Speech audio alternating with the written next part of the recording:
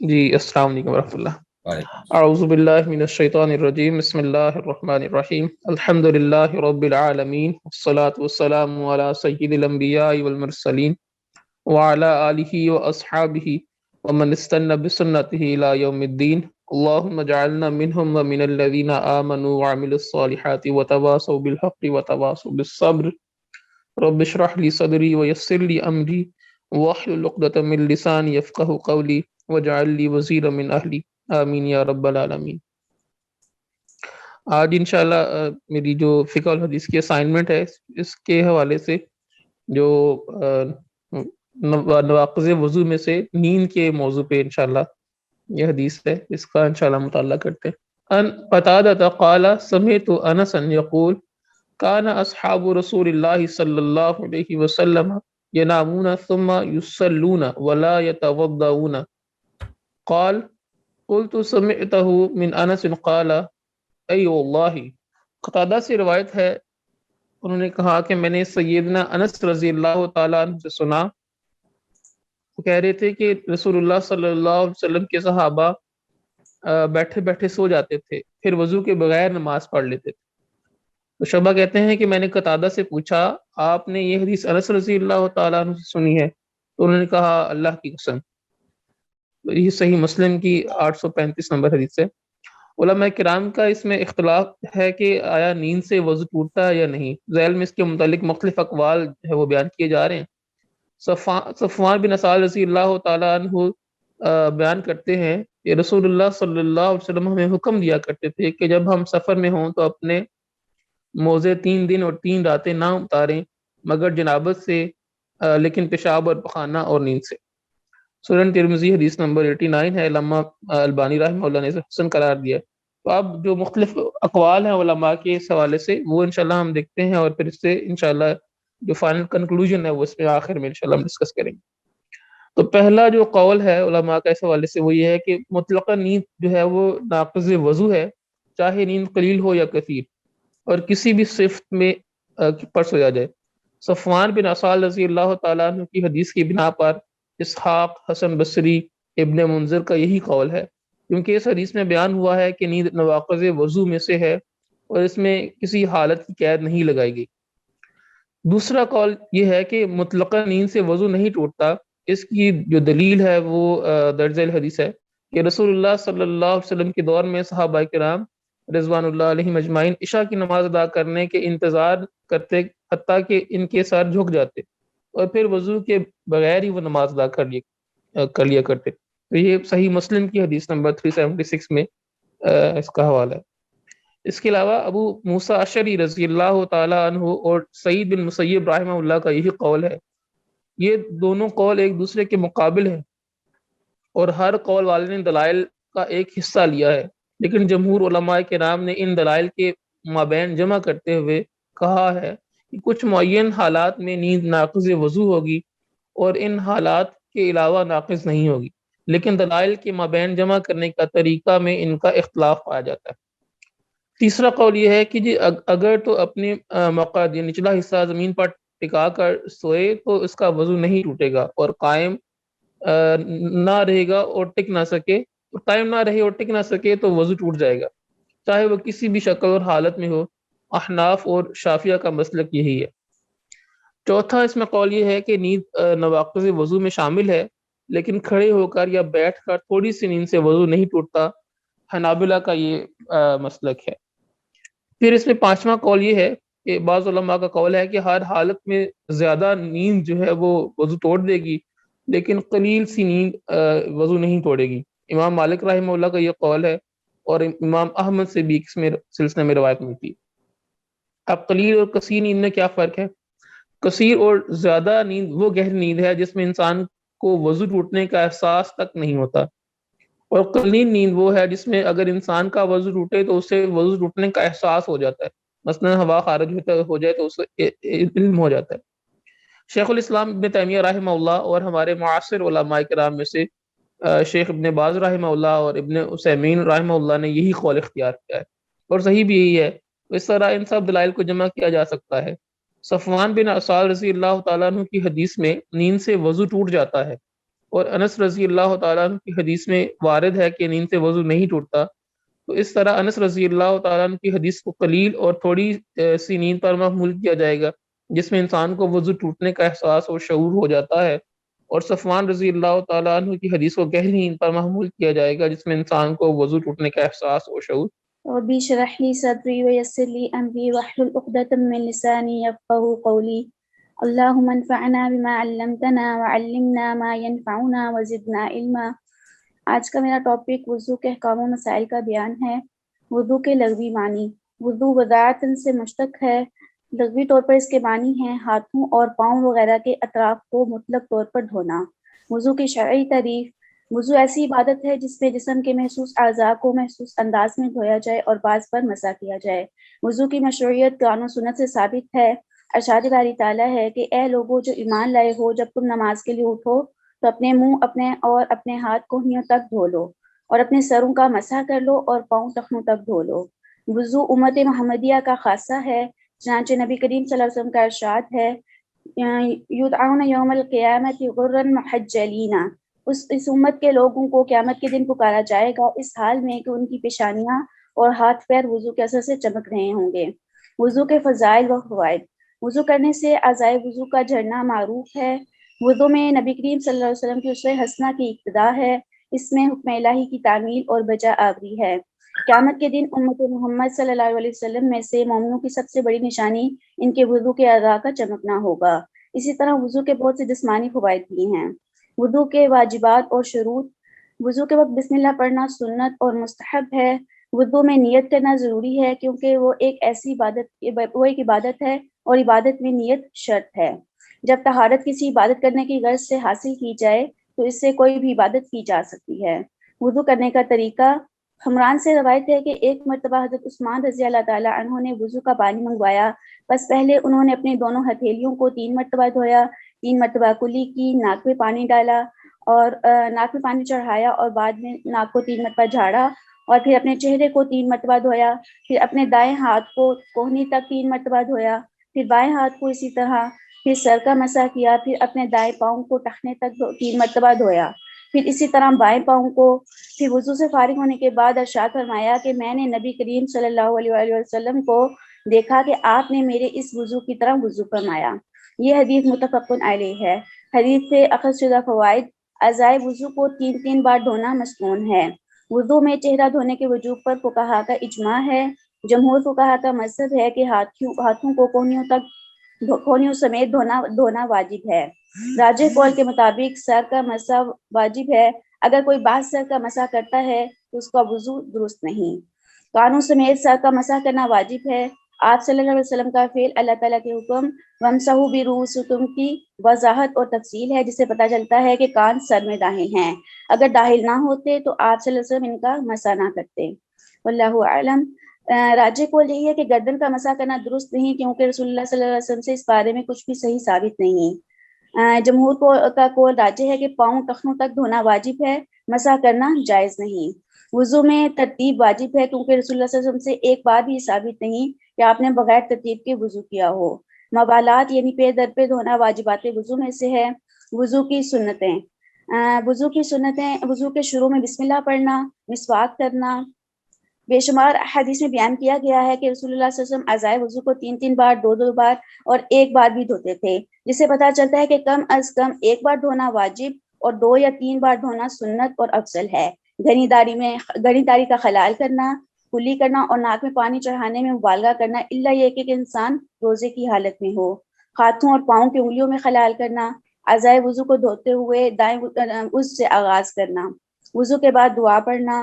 بعض علماء نے اعضائے وضو کو مل کر دھونے کو بھی وضو کی سنتوں میں سے شمار کیا ہے۔ دوران وضو کلام کرنا جائز ہے کیونکہ اس کی ممانعت کی کوئی دلیل نہیں۔ واللہ اعلم۔ تمت بالخیر۔ چلیں جی، ماشاءاللہ، بارک اللہ فیک۔ شیخ محترم کیا یہ آج ہمارا آخری درس ہے اس سیمسٹر کا یا ابھی لیکچر ہوگا کوئی اور بھی؟ میرا خیال ہے اس کے بعد ایک اور بھی ہے۔ کیا وہ سعد بھائی نے کیا اعلان کیا ہوا ہے؟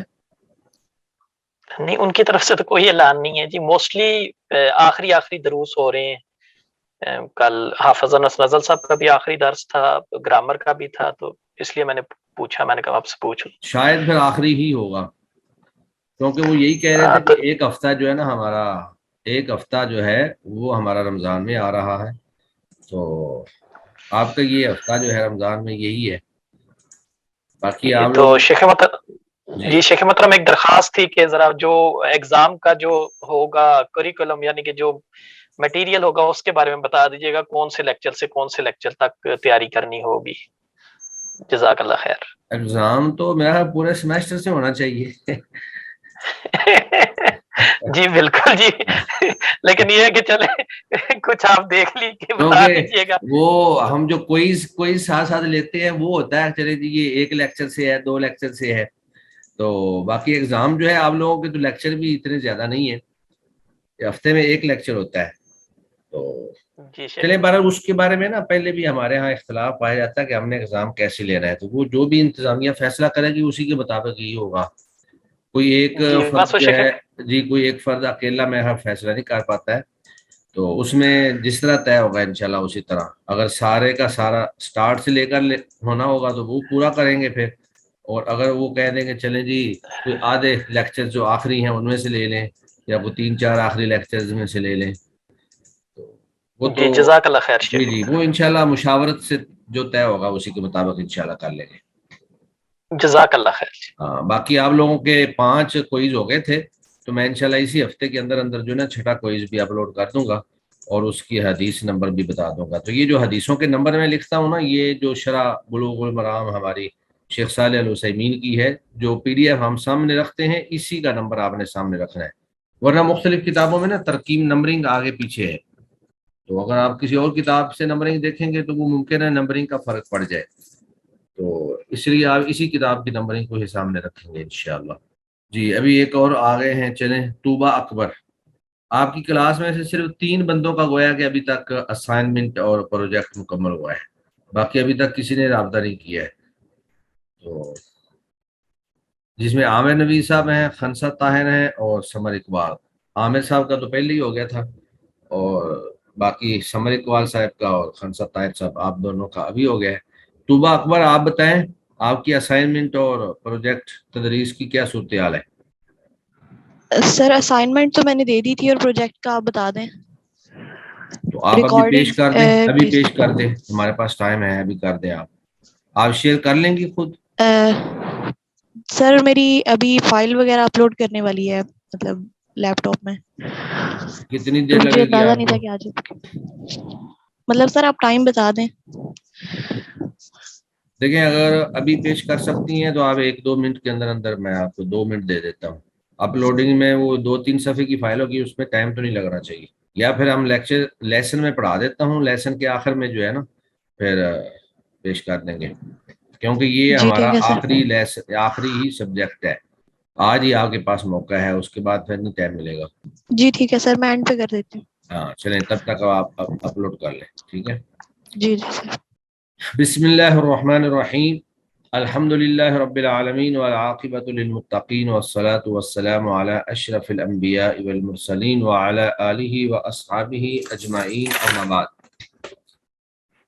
تو ہم حیض کا باب پڑھ رہے تھے, حیض کے متعلق جو احکام ہیں, اور پھر میں نے آپ کے سامنے حیض اور استحاضہ, پچھلے لیسن کے اندر حیض اور استحاضہ کا فرق بیان کیا تھا کہ حیض کا خون جو ہے وہ سیاہ ہوتا ہے, گاڑھا ہوتا ہے اور بدبودار ہوتا ہے, جبکہ استحاضہ کا خون جو ہے وہ سرخ ہوتا ہے, پتلا ہوتا ہے, اور وہ بدبودار نہیں ہوتا. وہ ایسے ہی ہے کہ جیسے انسان کے جسم پر کہیں بھی زخم لگ جائے تو جو فریش خون ہاتھ یا پاؤں یا جسم کے کسی حصے پہ لگنے سے جو فریش خون نکلتا ہے, وہ خون بھی بالکل ایسے ہی ہوتا ہے, کیونکہ وہ زخم کا ہی خون ہوتا ہے.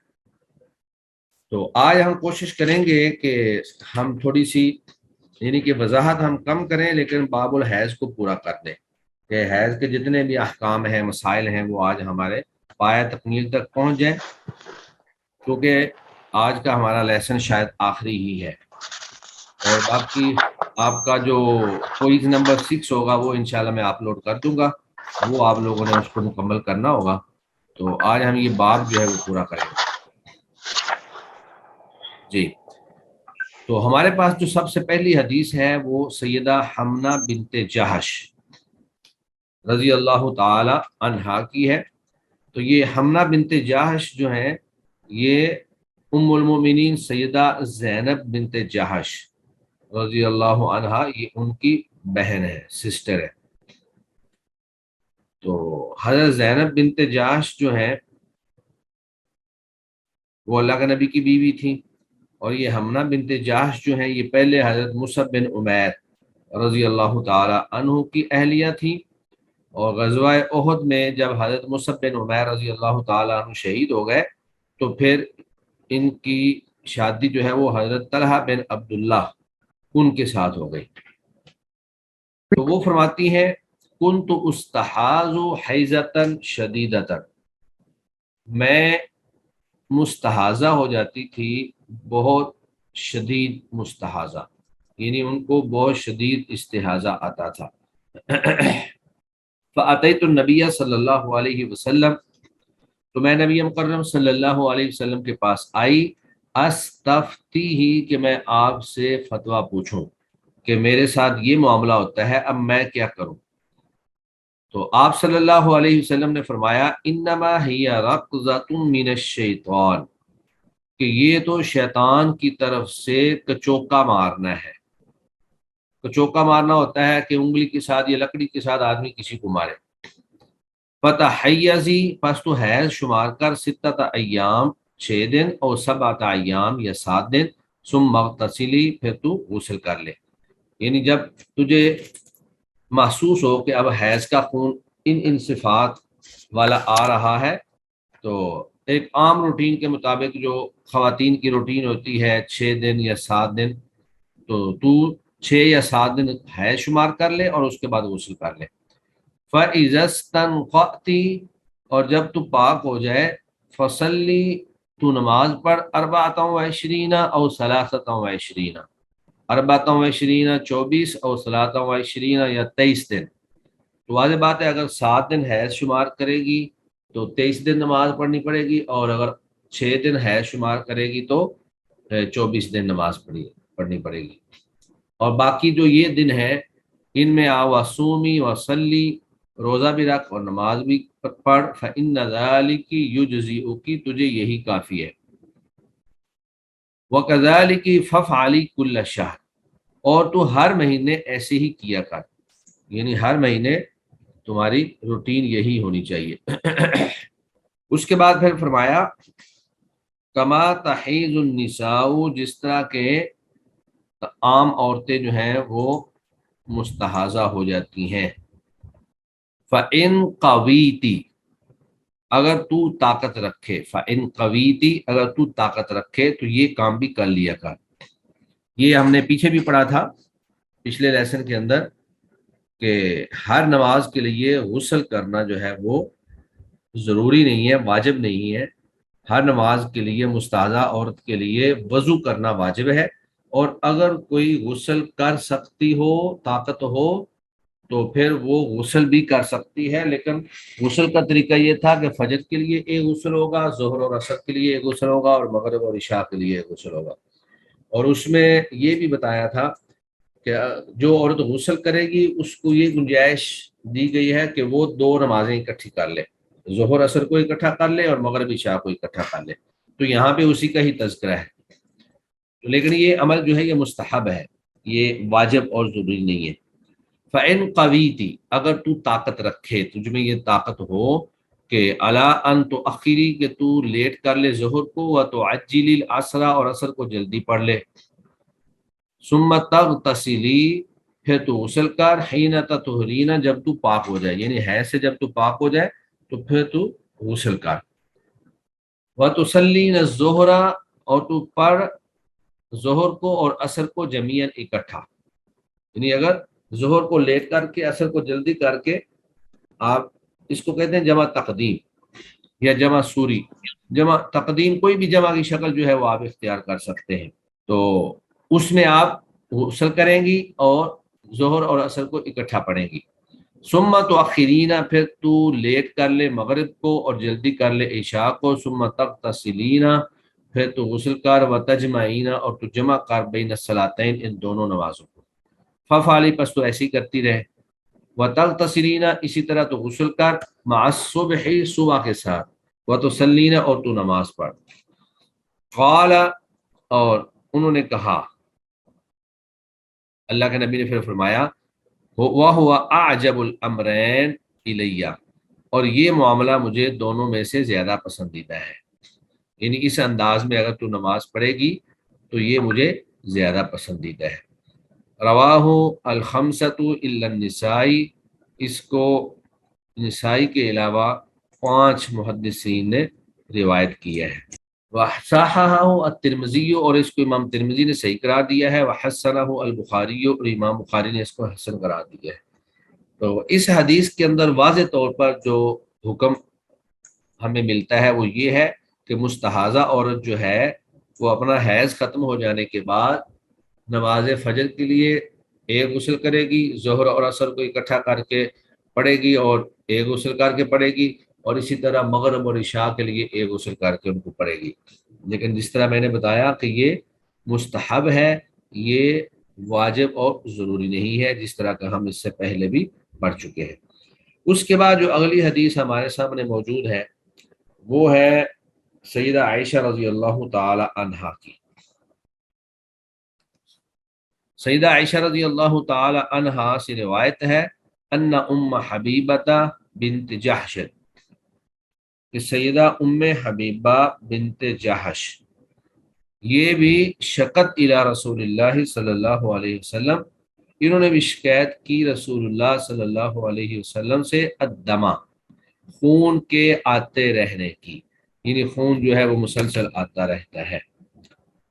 تو فقال، تو آپ صلی اللہ علیہ وسلم نے فرمایا، امکثی تو رک جا، قدر ما کانت تحبسو کی حیضتو کی، قدر اتنے دن یا اتنی مدت، ما کانت جتنی مدت تجھے تحبسو کی روکتا تھا، حیضتو کی تیرا حیض، یعنی جتنی مدت تیرا حیض تجھے روکتا تھا اتنے دن جو ہے تو رک جا، یعنی نماز نہ پڑھ، ثم اغتسلی پھر تو غسل کر لے، فکانت تغتسل لکل صلاۃ، تو یہ بھی ہر نماز کے لیے غسل کیا کرتی تھی، یعنی یہ ایک طریقہ یہ بھی ہمارے سامنے گویا کہ آ گیا کہ ہر نماز کے لیے غسل کیا جائے۔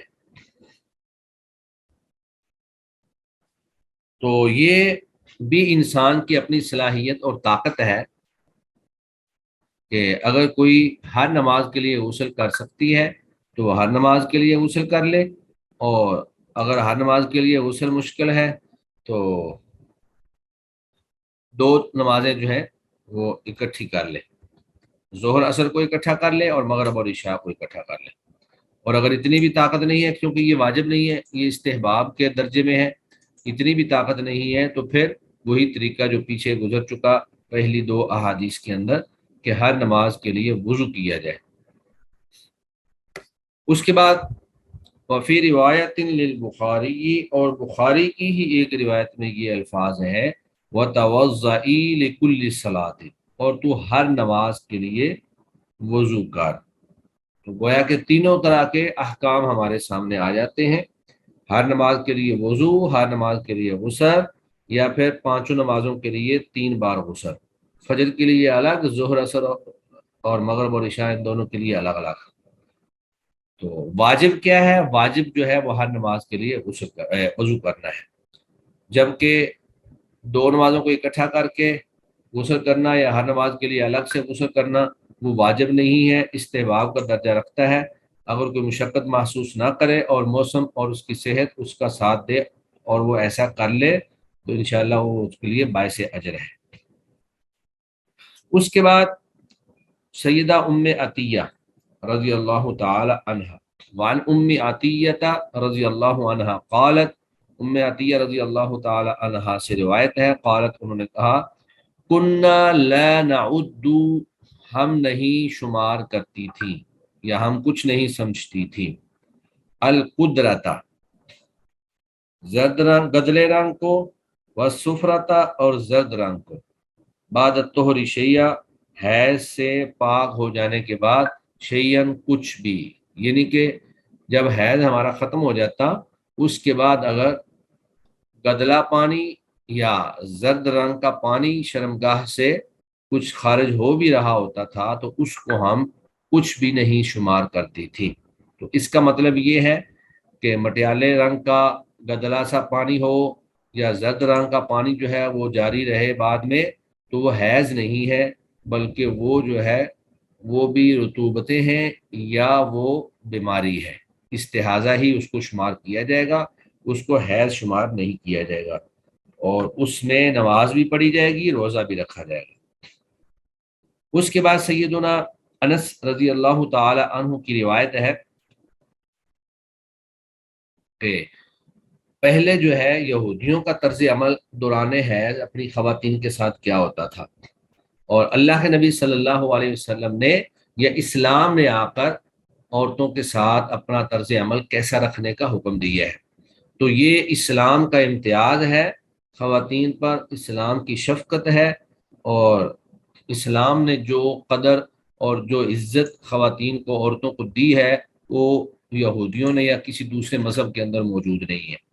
تو چونکہ یہ بنات آدم کی ایک فطری ترتیب ہوتی ہے، اب اس میں ان کا اپنا تو کوئی قصور نہیں ہے، تو اللہ رب العزت نے ان کی فطرت کے اندر یہ بات رکھ دی ہے کہ مہینے کے چند ایام ان کو مخصوص ایام کے اندر جو حیض آتا ہے، لیکن اس کا مطلب یہ ہرگز نہیں ہے کہ آپ ان کے ساتھ نفرت کریں یا ان کے ساتھ کھائیں پیئیں نہیں، یا ان کو سائڈ پہ کر کے الگ سے ان کو الگ کر دیا جائے کہ جی آپ ان دنوں میں ہمارے ساتھ نہ رہیں۔ تو اسلام جو ہے اس نے جو عزت اور قدر عورت کو عطا فرمائی وہ کسی بھی دوسرے مذہب کے اندر موجود نہیں ہے۔ تو یہ ان لوگوں کا بہت بڑا دھوکہ ہے کہ جو وہ مسلمانوں کے اوپر الزام لگاتے ہیں کہ اسلام جو ہے وہ عورتوں کی قدر نہیں کرتا ہے، عورتوں کو جو ہے وہ پابند رکھتا ہے، عورتوں کے اوپر سختیاں کرتا ہے۔ یہ صرف ایک بدنام کرنے کا ذریعہ ہے اور پروپیگنڈا ہے۔ تو سیدنا انس رضی اللہ تعالی عنہ سے روایت ہے کہ ان الیہودا، بے شک یہودی، کانت تھے اذا حاضت المرأۃ، جب عورت حائضہ ہو جاتی، فیہم ان میں سے، لم یؤکلوہا، تو وہ اس کے ساتھ کھاتے پیتے نہیں تھے۔ فقال نبی صلی اللہ علیہ وسلم، تو اللہ کے نبی صلی اللہ علیہ وسلم نے فرمایا، اصنعوا کل شیء، تم اس عورت کے ساتھ سب کچھ کر سکتے ہو، یعنی کھانا پینا، بوس و کنار اور میل ملاپ سب کر سکتے ہو، الا النکاح، سوائے جماع کے۔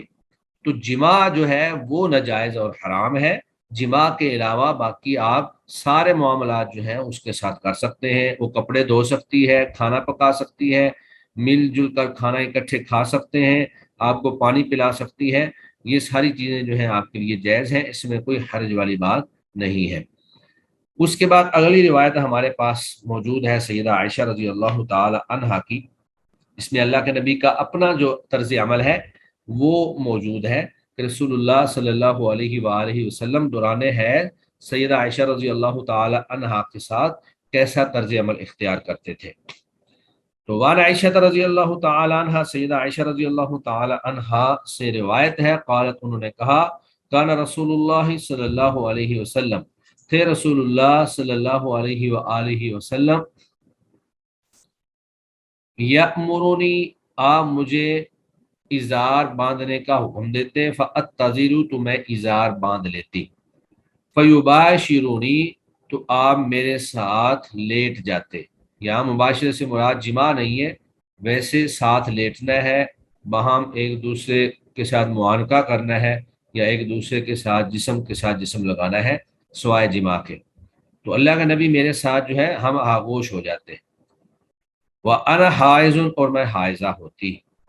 تو یہ چیز جو ہے مباشرت میں بوسہ لینا، ہم آغوش ہو جانا، ایک دوسرے کے ساتھ جسم لگانا، یہ ساری چیزیں جو ہے مباشرت میں آ جاتی ہیں، لیکن اس میں جماع نہیں ہے، جماع جو ہے وہ منع ہے۔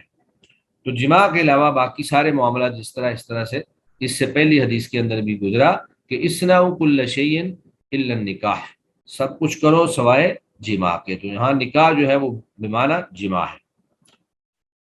اس کے بعد پھر حالت حیض میں اگر کوئی جماع کر لیتا ہے تو اس کے اوپر جو ہے ایک کفارہ ہے جو اس کو ادا کرنا چاہیے۔ سیدنا عبداللہ بن عباس رضی اللہ تعالی عنہ سے روایت ہے عن رسول اللہ صلی اللہ علیہ وآلہ وسلم، وہ رسول اللہ صلی اللہ علیہ وآلہ وسلم سے روایت کرتے ہیں، فی الذی، اس شخص کے بارے میں، یاتی امرأتہ، جو اپنی عورت کے پاس آئے، واہی حائض، اور وہ عورت حائضہ ہو، تو کیا کرے، یتصدق بدینار، وہ ایک دینار صدقہ کرے، او بنصف دینار، یا ایک آدھا دینار، نصف دینار جو ہے وہ صدقہ کرے۔ رواہ الخمسہ، اس حدیث کو ائمہ خمسہ، پانچوں ائمہ نے روایت کیا ہے، اور حاکم نے صحیح کرا ہے، اور ابن قطان نے بھی صحیح کہا ہے، ورجح غیرہما وقفہ، اور ان دونوں کے علاوہ باقیوں نے اس روایت کے موقوف ہونے کو راجح قرار دیا ہے کہ یہ اللہ کے نبی سے نہیں، یہ حضرت ابن عباس کی اپنی روایت ہے، موقوف روایت ہے، اور یہ اللہ کے نبی صلی اللہ علیہ وآلہ وسلم سے ثابت نہیں، یعنی ابن عباس کا اپنا جو ہے یہ ایک فتویٰ ہے۔ تو بعض اہل علم نے اس حدیث کو ضعیف قرار دیا ہے کہ چونکہ یہ حدیث جو ہے وہ ضعیف ہے، لہٰذا اس حدیث کے مطابق عمل کرنا ضروری نہیں ہے۔ بعض محدثین کہتے ہیں کہ اگرچہ حدیث کی سند تو ضعیف ہے، لیکن اگر کوئی شخص ایسا کر لیتا ہے تو یہ اس کے لیے مستحب ہے، یعنی یہ واجب نہیں ہے، مستحب ہے، کیونکہ اس نے ایک گناہ کیا ہے تو گناہ کے بعد اس کو چاہیے کہ وہ ایک نیکی بھی کر لے تاکہ اللہ تعالیٰ اس گناہ کو اس نیکی کے ذریعے ختم کر دے۔ ادفع بالحسنۃ السیئہ، اللہ کا حکم یہ ہے کہ نیکی کے ذریعے اپنے گناہوں کو ختم کرو۔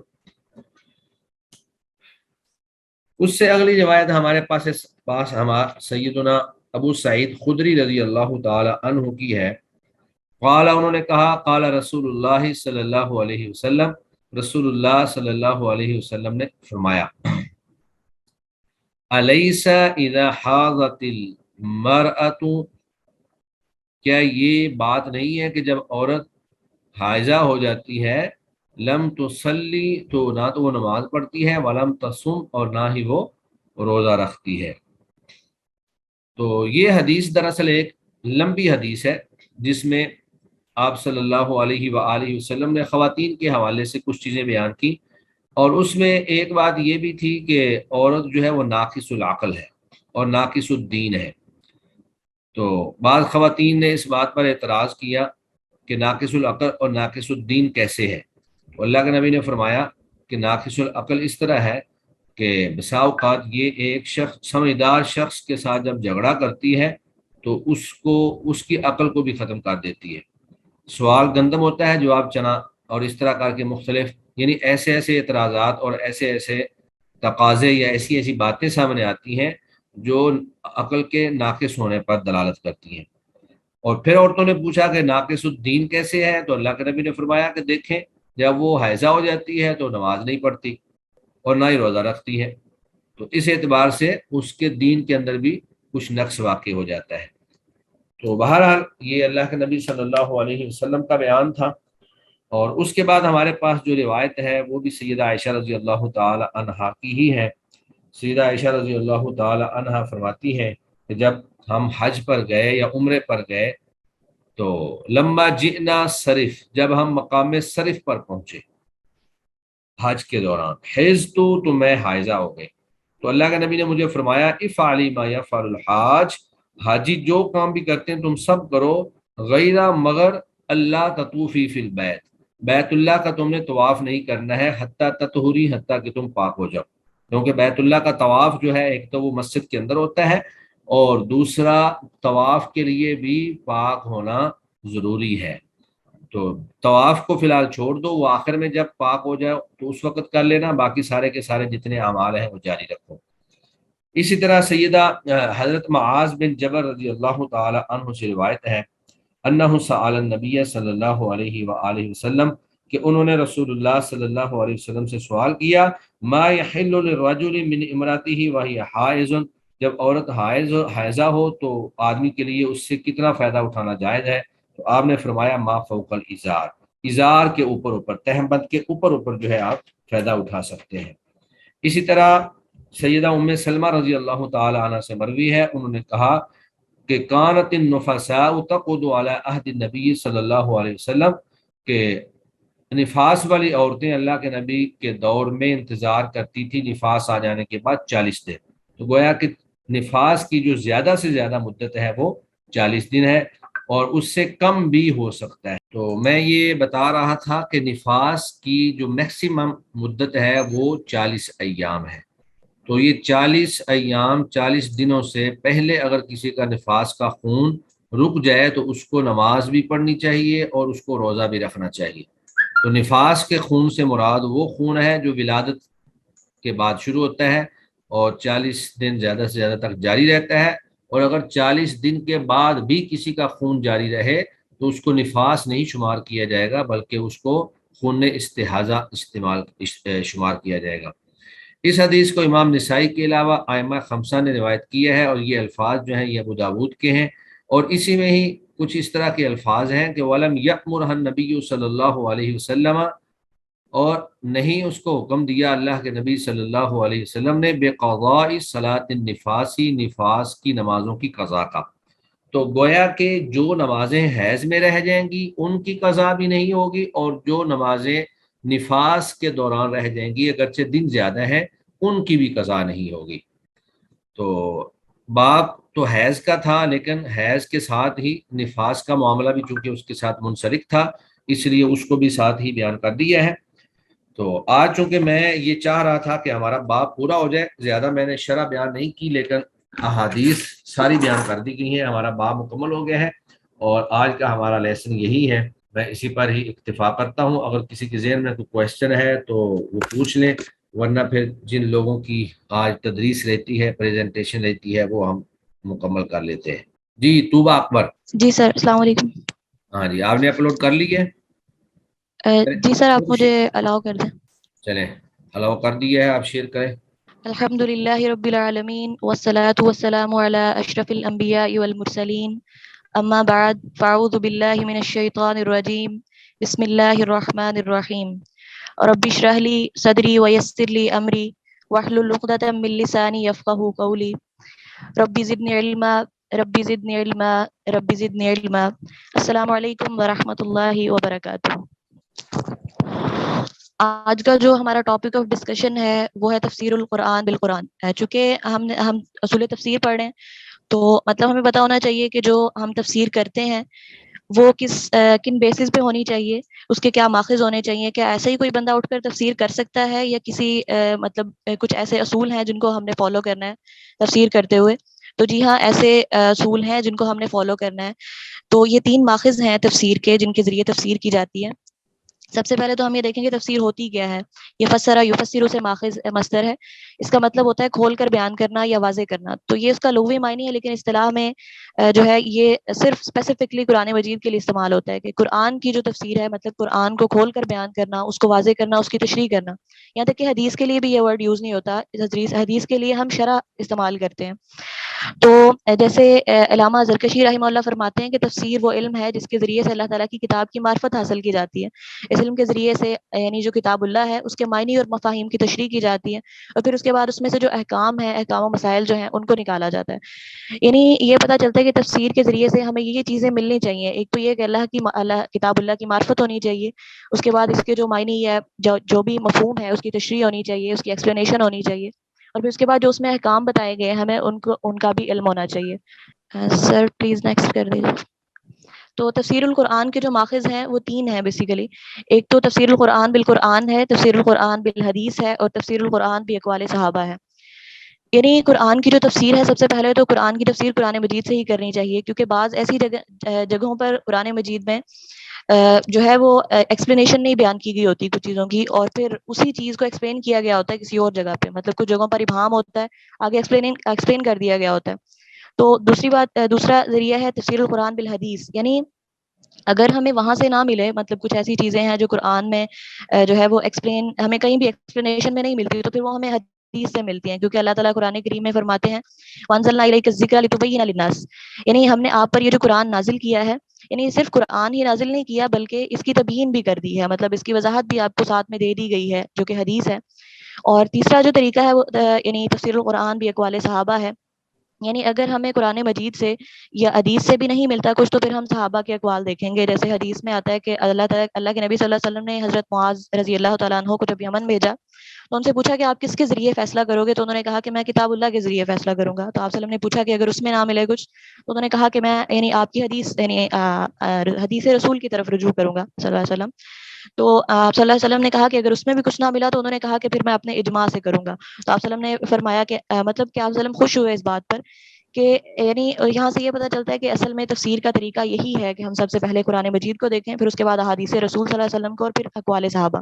سر تھوڑا سا اوپر کر دیجیے کائنڈلی. یہ بس یہیں تک ہی ہے، نیچے پیج ہی نہیں ہے. جی سر یہاں تک ہے سر، اوپر کر جی دیجیے. یہ تو آپ نے تفسیر کی پیش کر دی، تو حدیث کی سر پیج اوپر کر دیجیے تھوڑا سا، آپ اینڈ پہ لے آئے ہیں، یہ تو سٹارٹ تھا ابھی. اچھا یہاں پہ سر اوپر کرنا ہے، نیچے کرنا ہے؟ جی سر یہاں پر تھوڑا سا اور اوپر سر.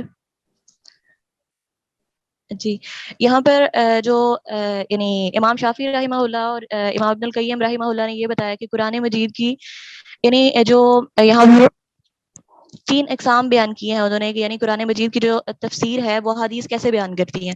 ایک تو یہ ہے کہ کچھ ایسی جو ہے وہ قرآنی آیات ہوتی ہیں جن کے مطلب مترادف احادیث ہوتی ہیں، سیم ہوتی ہیں. دوسرا وہ ہوتا ہے جس میں یعنی اشارے ہوتی ہیں، جیسے ہم نے پہلے بات کی کہ مطلب قرآن میں جو چیز ایکسپلینیشن میں نہیں دی گئی تو حدیث میں اس کی ایکسپلین مطلب اس کی وضاحت کی گئی ہے. اور تیسرا ہے کہ قرآن مجید سے کچھ ایسے احکام اور مضامین ہوتے ہیں مطلب جو ان کو یہ لگتا ہے کہ وہ زائد احکام ہے، یعنی قرآن مجید میں وہ نہیں ہوتے. تو سب سے پہلے ہم یہ دیکھتے ہیں کہ قرآنی آیات کی جو مترادف احادیث ہیں وہ کون سی ہیں.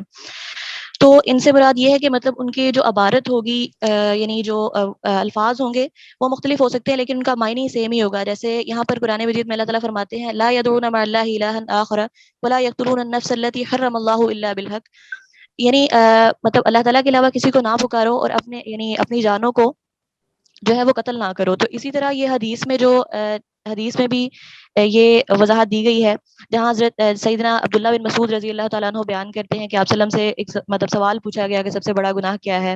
تو آپ صلی اللہ علیہ وسلم نے فرمایا کہ یعنی اللہ تعالیٰ کے ساتھ شرک کرنا. تو پوچھنے والے نے پوچھا کہ اس کے بعد کون سا ہے، تو آپ صلی اللہ علیہ وسلم نے فرمایا کہ اپنی اولاد کو مفلسی کے ڈر سے قتل کرنا. تو پھر جو سائل تھا اس نے پوچھا تو آپ صلی اللہ علیہ وسلم نے فرمایا کہ یہ یعنی اس کے بعد جو بڑا گناہ ہے وہ یہ ہے کہ اپنی مطلب پڑوسی کی بیوی کے ساتھ زنا کرنا. تو اسی طرح جیسے سورہ نساء میں اللہ تعالیٰ فرماتے ہیں ان اللہ لا یغفر ان یشرک بہ ویغفر ما دون ذلک لمن یشاء. یہ آپ کے 5 منٹ پورے ہو گئے ہیں، اللہ یبارک فیک. تو میں یہ پوچھ رہا تھا کہ یہ آپ نے تفسیر کی پیش کر دی ہے، تو حدیث کی؟ جی سر یہ تفسیر القرآن بالحدیث سے سٹارٹ ہو رہی ہے. مطلب وہ تو میں نے سٹارٹ پہ ویسے بتایا تھا کہ مطلب تفسیر کو تھوڑا ایکسپلین کیا، اور پھر سر یہ تینوں احادیث کے ہی ہیں کہ مطلب قرآن کی تفسیر احادیث سے کیسے کی جاتی ہے. میں وہ نہیں پوچھ رہا، میں فقہ الحدیث جو ہمارا سلیبس ہے اس کا پوچھ اوکے جی سر. اس کی نہیں ابھی تیار کیا آپ نے؟ سر ابھی ایک دفعہ اس کو دیکھنا ہے. چلیں جی آگے. ریحانہ کو جی سر آپ خود کر لیں گی شیئر سکرین؟ چلیں جی بسم اللہ، سکرین شیئر ہو گئی ہے، آپ سٹارٹ کریں. اعوذ باللہ من الشیطان الرجیم، بسم اللہ الرحمن الرحیم. رب زدنی علما رب اشرح لی صدری ویسر لی امری واحلل عقدۃ من لسانی یفقہوا قولی. رب زدنی علما رب زدنی علما رب زدنی علما. باب الغسل و حکم الجنب. حدیث 101. وان سمرۃ رضی اللہ تعالی عنہ قال قال رسول اللہ صلی اللہ علیہ وسلم من توضأ یوم الجمعۃ فبها ونعمت ومن اغتسل فالغسل افضل. رواہ الخمسۃ وحسنہ الترمذی. ترجمہ: حضرت سمورہ رضی اللہ عنہ سے روایت ہے کہ رسول اللہ صلی اللہ علیہ وآلہ وسلم نے فرمایا، جمعہ کے روز جس نے وضو کیا اس نے اچھا اور بہتر کیا، اور جس نے غسل کیا تو غسل تو بہرحال افضل ہے اور بہترین ہے. اس کو پانچوں یعنی احمد، ابو داؤد، ترمذی، نسائی اور ابن ماجہ نے روایت کیا ہے، اور ترمذی نے اسے حسن قرار دیا ہے. لغوی تشریح: فبیہا، ایک مفہوم اس کا یہ ہے کہ یہ طریقہ مسنون ہے، یا پھر اسے رخصت پر محمول کیا گیا ہے کہ ایسا کرنے کی اجازت اور رخصت ہے، یا یہ بھی معنی کیے گئے ہیں کہ جمعہ کے روز وضو پر اکتفا کرنا ایک اچھی اور عمدہ عادت ہے، ونعمت کبھی وہی مفہوم ہے جو فبیہہ کے ضمن میں بیان کیا گیا ہے کہ یہ طریقہ مسنون بھی ہے اور اچھی اور عمدہ خصلت بھی ہے، اور یہ حدیث جمعہ کے روز غسل کے وجوب کے موقف کی تائید کرتی ہے۔ حاصل کلام، اس حدیث کی روشنی میں معلوم ہوا کہ جمعے کا غسل واجب نہیں، اس لیے کہ واجب کو افضل نہیں کہا جاتا۔ غالباً اسی وجہ سے جمہور علماء نے واجب سے لغوی معنی مراد لیے ہیں، اصطلاحی نہیں۔ لغوی معنی کو تقویت مسلم کی روایت سے ملتی ہے جو اس کے فرض نہ ہونے پر دلالت کرتی ہے۔ البتہ نہایت اولیٰ بات یہی ہے مسلمان کو جمعے کے روز غسل کرنے میں بہت احتیاط کرنی چاہیے۔ صاحب زاد المعاد علامہ ابن قیم رحمہ اللہ علیہ نے کہا ہے کہ غسل کے لیے بہت تاکید ہے۔ یہ بھی ذہن نشین رہے کہ لفظ وجوب وتر کے سلسلے میں اگر کچھ قوت رکھتا ہے تو غسل جمعہ کے لیے اس سے زیادہ باعث قوت ہے۔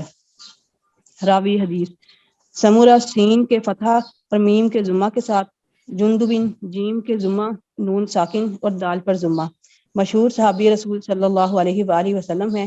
ان کی کنیت ابو عبداللہ ہے اور فراز قبیلہ کے فرد ہونے کی وجہ سے فرازی کہلائے۔ انصار سے حلیفانہ روابط اور تعلقات تھے۔ یہ ان حفاظ میں سے تھے جنہیں بکثرت احادیث اور قرآن یاد تھا۔ بصرہ میں سکونت پذیر ہوئے۔ خوارج کے گروہ ہروریہ کے سلسلہ میں بڑے سخت تھے۔ 59 ہجری کے آخر میں وفات پائی۔ راجح قول، جو حدیث غسل کے وجوب پر دال ہے وہ زیادہ صحیح اور راجح ہے، اور عدم وجوب پر دلالت کرنے والی حدیث سے زیادہ قوی ہے، اس لیے زیادہ صحیح، راجح اور قوی کو اختیار کرنا زیادہ محتاط طریقہ ہے۔ چلیں جی ماشاءاللہ۔ سبحان ربک رب العزت عما یصفون وسلام علی المرسلین والحمد للہ رب العالمین۔ چلیں جی ماشاءاللہ، بارک اللہ فیک۔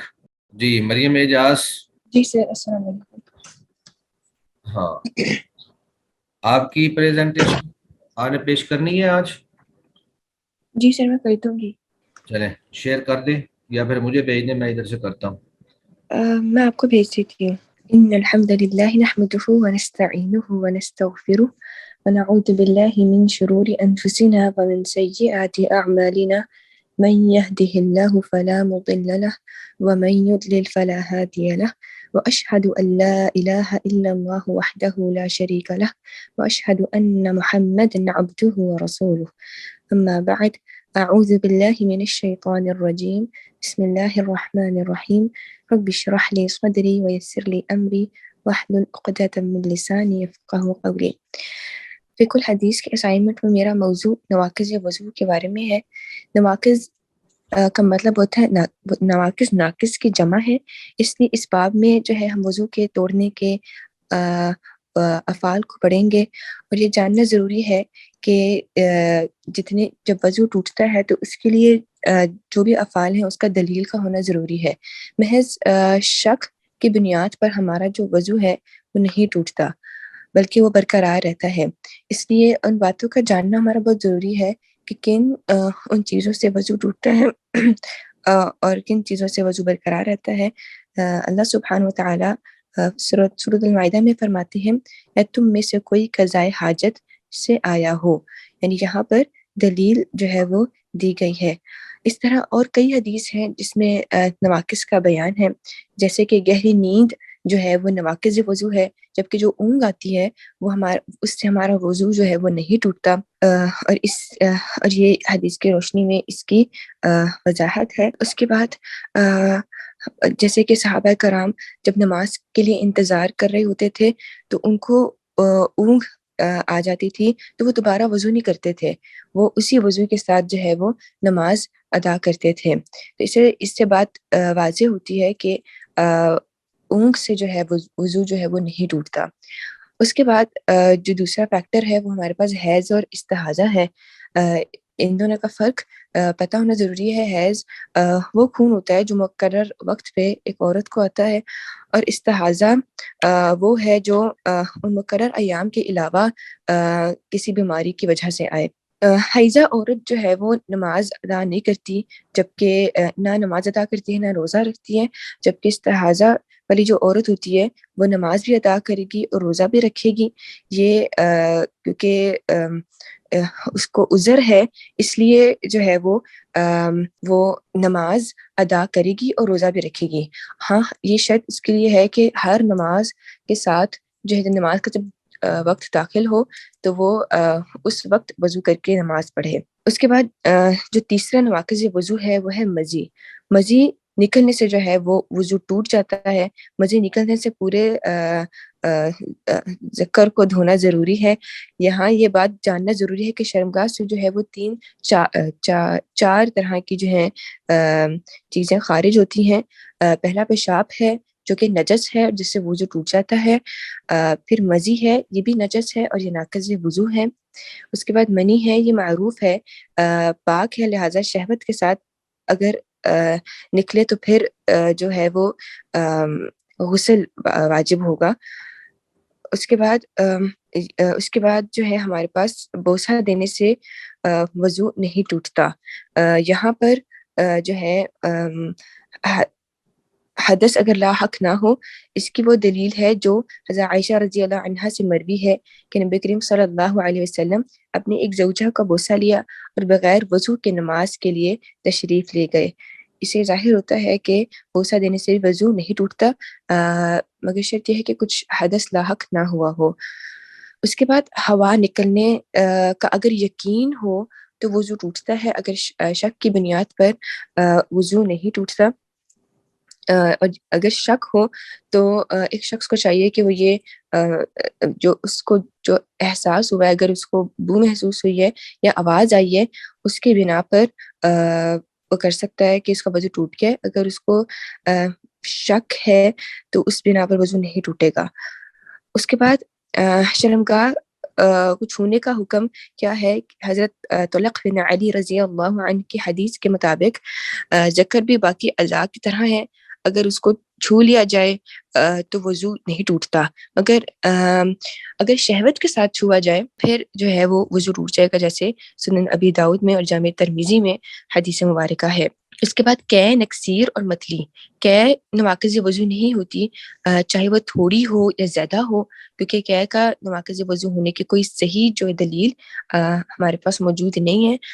یہی حکم جو ہے نکسیر کے ساتھ ہے، اس سے بھی جو وضو ہے وہ نہیں ٹوٹتا۔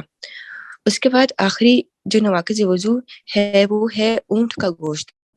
اونٹ کا گوشت کھانا سنت ہے، مگر اس سے جو ہے وضو ٹوٹ جاتا ہے، وضو واجب ہے۔ البتہ اونٹ کا جو دودھ ہوتا ہے وہ پینے سے وضو نہیں ٹوٹتا، جیسے کہ حضرت ارنین کا واقعات سے پتہ چلتا ہے کہ وہ نبی کریم صلی اللہ علیہ وسلم نے انہیں جو ہے وضو کا حکم نہیں دیا تھا۔